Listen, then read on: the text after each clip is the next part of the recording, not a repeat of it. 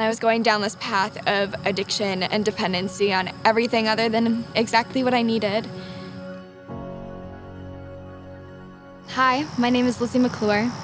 Growing up, I grew up in a lower class family, very, very close to my extended family. So my cousins, my aunts and uncles. My parents were both fairly young. My mom was 17 and my dad was 18. So because of that, my mom really struggled to let go of her youth. And my dad was in and out of my life a lot because he was on and off of drugs.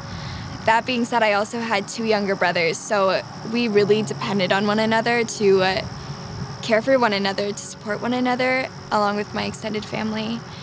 Once I got older, my family also started to offer me drugs, and even my friends, and it was something that we all did, and because of my brokenheartedness, I took it.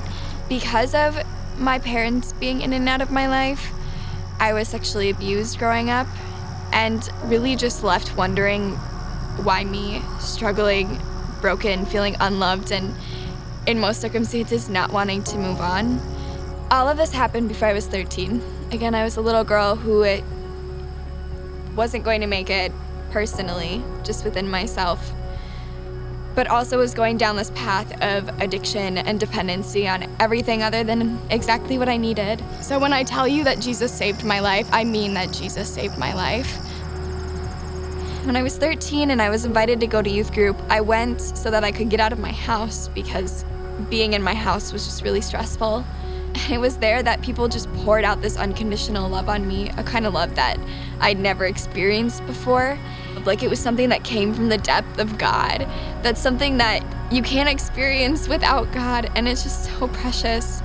And so when I started to feel this and get to know this, I craved it and I needed more because of Jesus. And so one day I found myself on my knees asking God, why? Why, God, why me?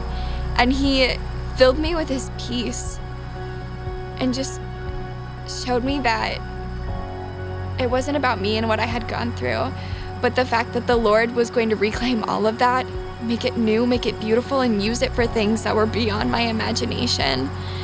A few years down the road, I got this cross necklace. It was from my cousin, and the joke was that, oh, well, Lizzy's like super passionate about Jesus, and the rest of them weren't really. So here, Lizzy, this is for you and your little Christians. And I touched it, and God had just showed me these visions, first starting with my cousins, of how they would come to know Jesus, and that his love would be poured out onto them through me. But then it wasn't just my cousins, it was kids all over the place, all over the world.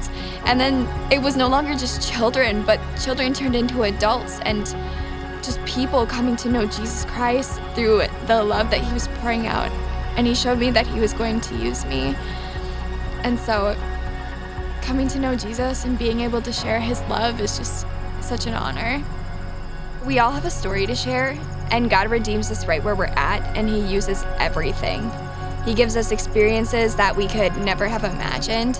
So I think really I want to challenge our church to be reminded of the fact that we are loved and have been saved from our sin, so we do not have to be stuck on the fact that we're sinners, because we are people in progress, we are moving forward, and we are being taken places by God. And so I want to encourage our church to step into that so that they can know and feel that love of God, but also so that they can reach people in this world who are dying to know Jesus and don't even know it.